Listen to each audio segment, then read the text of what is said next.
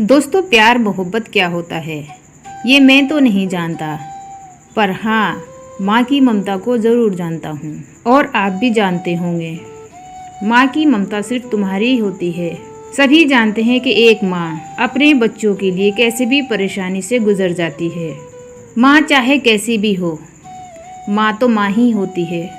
बहुत सारे लोग माँ का मतलब नहीं समझ पाते और अपनी माँ को ना जाने क्या का भला बुरा सुना देते हैं। ये कहानी भी ऐसी है, माँ की ममता पर आधारित है। माँ जानवर की हो या इंसान की, क्या फ़र्क पड़ता है। माँ की ममता का कोई मोल नहीं होता। माँ कभी अपने बच्चे से प्यार लालच से नहीं करती, ये खुद ब खुद जाहिर हो जाता है। माँ की ममता अनमोल होती है।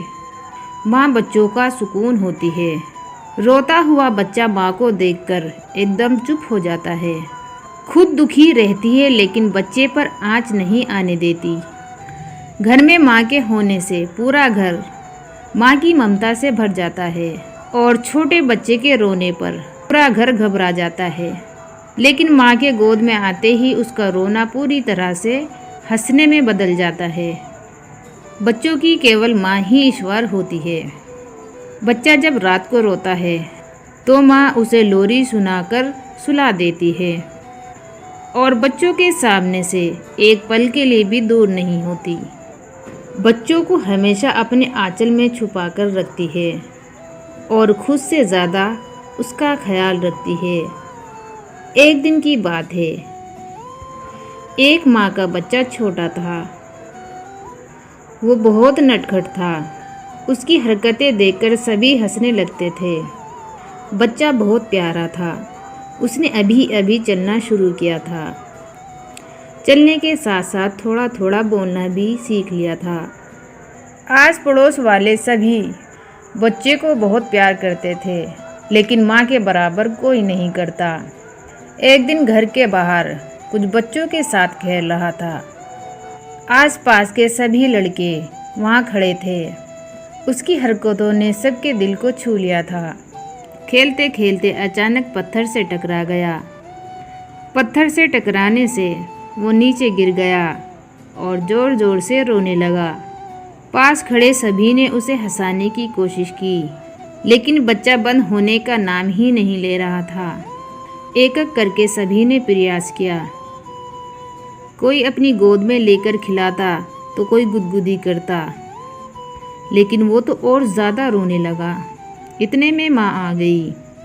माँ ने गोद में लिया और कहा, किसने रुलाया मेरे लाल को?